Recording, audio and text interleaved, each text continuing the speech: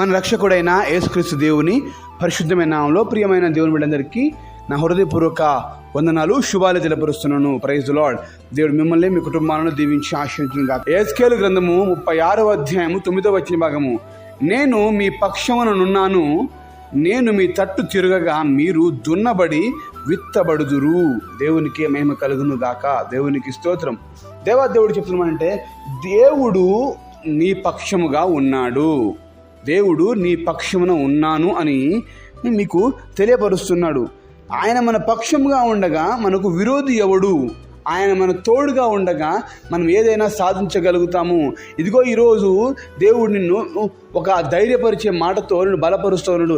నేను నీ పక్షమున ఉన్నాను నా కుమారుడా కుమార్తె, నేను నీ పక్షముగా ఉన్నాను, నీ పక్షముగా ఉన్నాను. నేను నీ పక్షముగా ఎవరు ఉన్నా లేకున్నా కానీ, నీ తోడుగా ఎవరు ఉన్నా లేకున్నా కానీ నేను నీ పక్షముగా ఉండి ఏం చేస్తానంటే నిన్ను నీ విత్తబడే విధంగా, నిన్ను దున్నబడే విధంగా నేను చేస్తాను. దేవునికి మేము కలుగును గాక.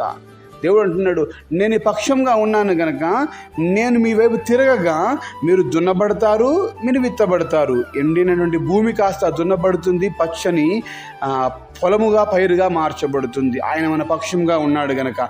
అదే ఈ లోకస్తులు మన పక్షంగా కొన్ని సందర్భాల్లో ఉంటారు, కొన్ని సందర్భాల్లో ఉండరు. మనుష్యులు నీ పక్షముగా లేకున్నా కానీ నీ దేవుడు నీ పక్షముగా ఉన్నాడు. దేవునికి ఏమేమి కలుగును గాక. దేవునికి స్తోత్రం. మనుషులు మన పక్షముగా, మన తోడుగా ఉంటే మనకు శ్రమలే వస్తాయి, నిందలే వస్తాయి, అవమానాలు, బాధలే, కన్నీళ్ళే మిగులుతాయి. కానీ దేవుడే పక్షంగా మన తోడుగా ఉంటే మనకు చెప్పలేనంత ధైర్యము, ఆదరణ, నెమ్మది, సంతోషం, సమాధానం దేవుడిస్తాడు మనకు. కనుక ప్రియాతి ప్రేమ దేవుని బిడ్డలారా, నీ పక్షంగా ఎవరున్నారు? నీ పక్షంగా నీ తోడుగా మనుష్యులున్నారా? నీ పక్షంగా ఎవరు నీకు తోడుగా ఉన్నారు? ఒకటి నిన్ను పరీక్షించుకోవాల్సిన అవసరమై ఉన్నది. ఈ యొక్క దినాన, ఈ యొక్క సమయమందు నీకు దేవుడు చదివిస్తున్న మాట ఇది. నేను నీ పక్షంగా ఉన్నాను, నీ పక్షంగా ఉండి నిన్ను ఫలభరితంగా మారుస్తాను, నువ్వు సంతోషించే విధంగా నేను చేస్తాను అనే మాటను ఇస్తూ ఉన్నాడు. ఈ రోజుల్లో చాలామంది నేనున్నానని చెప్పేసి మన తోడుగా ఉంటాను, నీ పక్షంగా ఉంటాను అని అంటారు. కానీ సమయం వచ్చినప్పుడు మన నుంచి దూరం వెళ్ళిపోతారు. మన పక్షంగా ఎవరు ఉండరు. ఆ సందర్భంలో నువ్వు ఒంటరిగా అయిపోతావు. ఆ ఒంటరి సమయం ముందు ఏం చేయాలో, ఎటు పోవాలో అర్థం కాని పరిస్థితి ఉంటుంది. మరి అటువంటి బాధలో నీవు ఉన్నట్లయితే దేవుడు చెప్తున్నాడు ఏంటంటే, నేను నీ పక్షముగా ఉన్నాను. దేవునికి ఏమేమి కలుగును గాక. ఆయన మన పక్షంగా ఉంటే మనకి ఎంత సంతోషం అండి, ఎంత ఆనందము, ఎంత ధైర్యము, ఎంత బలమును మనం పొందుకోగలుగుతాం. నిజంగా ఆయన తోడు, ఆయన నీడ మనకు ఒక అద్భుతమైనటువంటి ఆదరణను, సంతోషాన్ని తీసుకొని వస్తూ ఉంది. ప్రియమైన దేవుని బిడ్డలారా, నీ పక్షముగా ఎవరున్నారు? నీ పక్షముగా విరోధి ఉన్నాడా? ఆ విరోధిగా ఉన్నటువంటి వాడిని దేవుడు తొలగింపచేస్తాడు. ఆ సాతానుని దేవుడు, దుష్టుణ్ణి దేవుడు తొలగింపచేస్తాడు. ఆయన నీ పక్షంగా ఉన్నాడు కనుక నీకు నుండి అనారోగ్యమైన, ఆర్థిక ఇబ్బందులైన, సమస్యలైన, నిందలైన, బాధలైన, అవమానమైన ఏదైనా నా దేవుడు తీసివేస్తాడు. ఆయన తోడుగా నీ పక్షంగా ఉన్నాడు కనుక ఆయన నీ పక్షముగా ఉన్నాను, నీ తోడుగా ఉన్నానని మాటలు తెలియపరుస్తూ ఉన్నాడు. ప్రియమైన దేవుడు బిడ్డలారా, ఇదిగో ఆయన నీ పక్షంగా వచ్చాడు కనుక నీ తట్టు తిరుగుతాడు. మనం ఏదైనా సమస్య వచ్చినప్పుడు మనుషుల దగ్గరికి వెళ్తే నీ పక్షంగా నేను మాట్లాడతానని చెప్పేసి తీరా సమయం వచ్చినప్పుడు ఆ మనుషులు నీ వైపు తిరగకుండా మరలా వేరే వైపు తిరిగే అవకాశం ఉంటుంటే, అదేంటి నేను ఇంతగా నీకు చెప్పినప్పుడు కూడా మనిషి మధ్యలోకి వచ్చేటట్టు నన్ను అవమానపరుస్తావా అని చెప్పేసి అన్నా కానీ వాళ్ళు అంతే మాట్లాడుతూ ఉంటారు. కానీ ఇప్పుడు దేవుడు బిడ్డలారా, నేను నీ పక్షంగా ఉన్నాను కనుక నేను నీ తట్టు తిరుగుతాను. దేవుడు చెప్తున్నాడు, నీ వైపు తిరుగుతాను, తిరిగి నిన్ను చూస్తాను. నీ బాధ ఏంటి, సమస్య ఏంటి, నువ్వు పడుతున్నటువంటి ప్రయాస ఏంటి, నేను చూస్తాను. మనుషులు అయితే చూడరు. మనుషులు ఉన్నా లేకున్నా కానీ దేవుడు అయితే నీ తోడుగా ఉన్నాడు. నీ తట్టు తిరిగి అంటున్నాడు, నువ్వు దున్నబడే విధంగా అవుతావు, విత్తబడే విధంగా అవుతారు. మీరు దున్నబడుదురు, విత్తబడుదురు. దున్నబడటం అంటే ఎండినటువంటి భూమి ఏమైనా ఫలం ఇవ్వగలుగుతుంది? ఇవ్వదు. కానీ ఎప్పుడు ఫలం ఇస్తుందంటే దున్నినప్పుడే. భూమి దున్నబడాలి. ఈరోజు నా దేవుడు చెప్తున్నాడు, ఎండిన ఎడారి స్థితి లాంటి నీ జీవితాన్ని, ఎండిపోయిన స్థితి లాంటి నీ జీవితాన్ని దేవుడు నేను దున్ని ఏం చేస్తాడు? విత్తనాలు వేస్తానంటున్నాడు.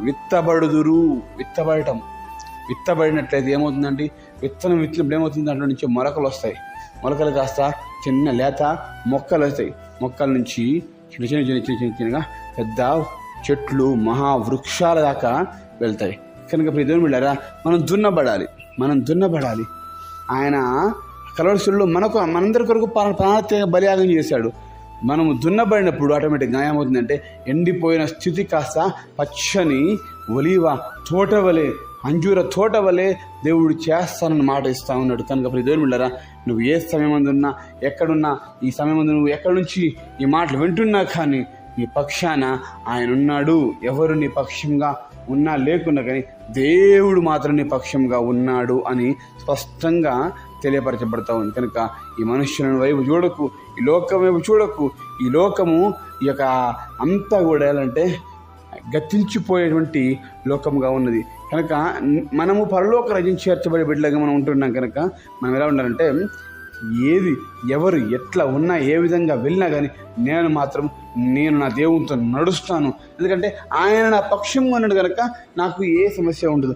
ఆయన తోడుగా ఉన్నాడు కనుక నేను ఏదైనా జయించగలుగుతాను. అంత గొప్ప మహాదేవుడు ఏంటి యేసుక్రీస్తు ప్రభు నీకు తోడుగా, నాకు తోడుగా, అందరికి తోడుగా ఉండి మనల్ని బలపరుస్తున్నానంటే మాటను దేవుడు తెలియపరుస్తుంటుండగా, ఇదిగో మనము ఎండిపోయిన స్థితి నుంచి దేవుడు ఫలభరితమైన ఒక తోటలాగా మన కుటుంబాలను దేవుడు చేయాలని ఆశపడుతూ ఉన్నాడు. కనుక ఈరోజు ఈ మాటలు నువ్వు వింటున్నటువంటి ప్రియ దేవుని బిడ్డలారా, నీ జీవితంలో ఎండిపోయిన స్థితి లాంటి ఆ యొక్క ఒంటరితనము, ఎండిపోయిన స్థితి లాంటి ఆ యొక్క అవమానాలు, బాధలు, అనారోగ్యాలు, ఆర్థిక ఇబ్బందులు ఉన్నట్లయితే దేవుడు చెప్తున్నాడు, మనుషులు నీ పక్షంగా ఉంటే వారు నీకు ఏం చేయలేరు, కానీ దేవుడే నీ పక్షంగా ఉన్నాడు కనుక నీ జీవితంలో గొప్ప మిరాకిల్స్ జరగబోతుంది అని దేవుడు నీకు నాకు తెలియపరుస్తున్నాడు. మనుషుల వైపు చూడకు, దేవుని వైపు చూడు. తద్వారా మన జీవితాలు మార్చబడతాయి, కట్టబడతాయి. కనుక ఈ మాటలు నమ్మినట్లయితే నాతో పాటు కళ్ళు మూసుకొని ప్రార్థనలోకి మించు ప్రార్థన చేసుకుందాం. ప్రార్థన. మహాగణుడ వందనాలు స్తోత్రం చెల్లిస్తాం. సహాయం చేయండి, కనికరించి కాపాడి రక్షించి బలపరచండి. ఈరోజు మీరు మాకు ఇచ్చిన వాగ్దానం బట్టి చూస్తున్నాం తండ్రి. ఈ వాగ్దానం మా జీవితంలో నెరవేర్చి వేడుకుంటున్నాం. సంతోషాన్ని దయచేయండి, సమాధానం దయచేయండి, ఆరోగ్యాలు దయచేయండి, ఆశీర్వాదం దయచేయండి, నెమ్మది దయచేయం వేడుకుంటున్నాం ప్రభా. అన్ని రకాలుగా మీరు మహిమ ఘనత ప్రభావంతో దున్నబడి విత్తబడి ఫలభరితమైన తోటలాగా ప్రతి కుటుంబం మార్చబడినట్టుగా సహాయం చేయమని మమ్మల్ని తగ్గించుకుంటూ మీ నామాన్ని హెచ్చిస్తూ నాజరేయుడైన యేసు శ్రేష్ఠ నామములో కృతజ్ఞతతో అడిగి వేడుకొని పొందుకుంటున్నాం మా ప్రియ పరలోకమందున తండ్రి. ఆమేన్.